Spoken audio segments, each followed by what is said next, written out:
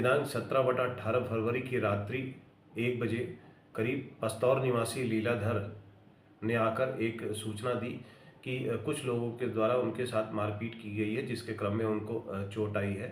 इस प्राप्त सूचना के आधार पर थाना सीबीगंज के द्वारा मजरूबी चिट्ठी बनाते हुए घायल लीलाधर को उपचार तथा चिकित्सीय परीक्षण के लिए उसे हॉस्पिटल भेज दिया गया।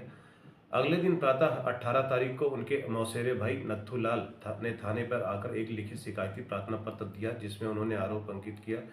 कि उनके रिलेटिव लीलाधर पर बीती रात 2 अज्ञात व्यक्तियों के द्वारा जान से मारने की नीयत से चाकू से हमला किया गया। इस प्राप्त तहरीर के आधार पर थाना सीबीगंज पर मुकदमा अपराध संख्या 87/2025 सुसंगत धाराओं में पंजीकृत करते हुए विचारात्मक कार्रवाई आरंभ की गई। ठीक 18 तारीख को ही शाम को मजरूब लीलाधर के पुत्र राकेश थाने पर आते हैं और एक एप्लीकेशन देते हैं, जिसमें कि उन्होंने अंकित किया कि उनके गांव के ही निवासी राम सिंह उर्फ पप्पू तथा उसके 2 अज्ञात साथियों के द्वारा उनके पिता पर जानलेवा हमला करते हुए चाकू मारा गया। इस तहरीर का संज्ञान लेते हुए थाना सीबीगंज के द्वारा आरोपी राम सिंह और पप्पू को थाने पर लाके उससे सघन पूछताछ की गई तो एक नया तथ्य प्रकाश में आया। राम सिंह ने बताया कि जब बीती राती वो खेत पे 12:30 बजे के आसपास जा रहा था, तभी लीलाधर जहाँ पर सो रहा था कमरे पे, वहाँ से चीखने की आवाज़ आई थी। इस आवाज़ को सुन के जब वो कमरे की तरफ जैसे ही बढ़ा तो देखा उसने कि लीलाधर के कमरे से 2 लोग निकलकर भाग रहे हैं, जिसमें उनका एक खुद का सगा भतीजा राजेश और वह छोटे है।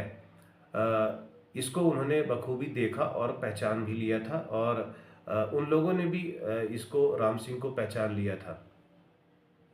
इस नई जानकारी पर जब राजेश को पकड़कर थाने लाया गया और उससे जब गहराई से पूछताछ की गई तो सबसे पहले वो जुर्म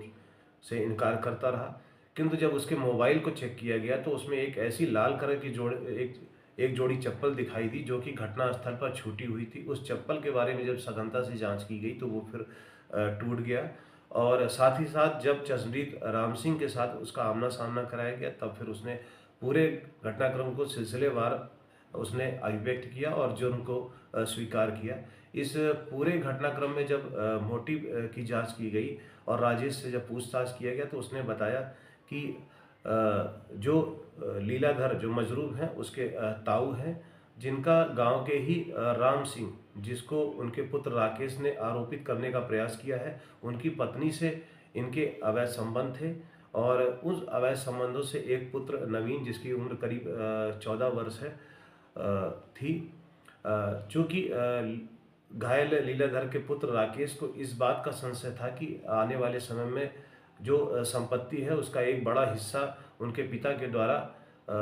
जो नवीन नाम का पुत्र है उसके नाम किया जा सकता है। इसके क्रम में उन्होंने तय किया कि वो अपने पिता की हत्या करवाएंगे। 16 तारीख को एक दिन पहले ये रणनीति बनी और उनके पुत्र राकेश ने अपने चचेरे भाई राजेश और छोटे को जो है इस बात के लिए तैयार किया और 30,000 रुपये इसके बदले में देने की बात कही। इस चीज़ का जान से मारने का जब षड्यंत्र बना तो अगले दिन 17/18 की रात्रि राजेश तथा छोटे एक नियत प्लान के साथ वहां पर पहुंचे।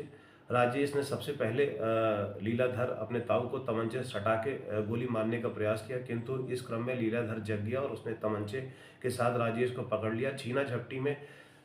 वहां पर तमंचे से कारतूस जब नीचे गिर गया तो फिर छोटे ने चाकुओं से लीलाधर पर वार करते हुए राजेश को छुड़ाया और वो दोनों वहां से भागने में सफल रहे, जिनको कि राम सिंह ने रास्ते में देखा था। राजेश से उक्त तमंचा तथा छोटे से चाकू बरामद कर लिया गया है। इन दोनों को उक्त घटना के संलिप्तता के आधार पर आज न्यायिक अभिरक्षा में जेल भेजा जा रहा है। साथ ही साथ आगे आने वाले विवेचना में साक्ष्यों के आधार पर आवश्यक वैधानिक कार्रवाई की जाएगी।